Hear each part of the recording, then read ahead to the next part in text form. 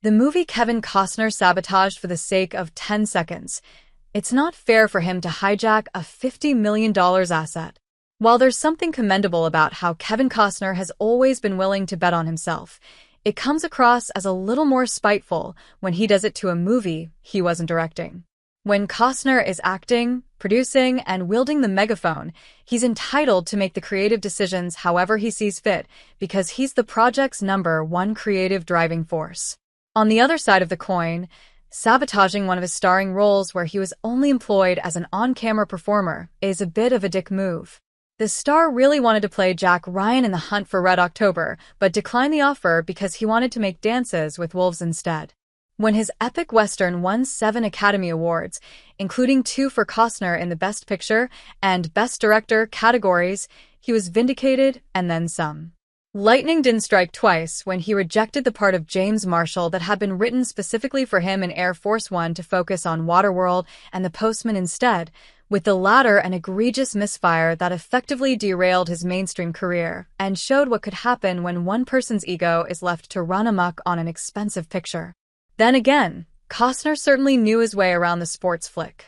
Prior to headlining Sam Raimi's For Love of the Game, he played his part in steering Bull Durham, Field of Dreams, and Tin Cup to success.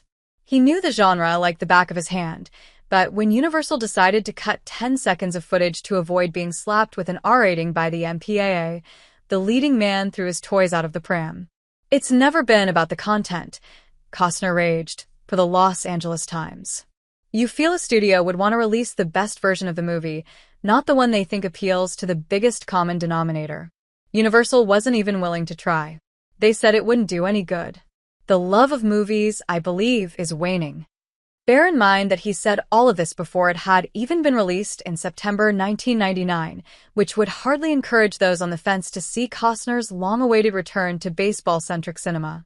Refusing to take the criticism lying down, studio co-chair Stacey Snider fired back. "Kevin's not the director, and it's not fair for him to hijack a $50 million asset," she said.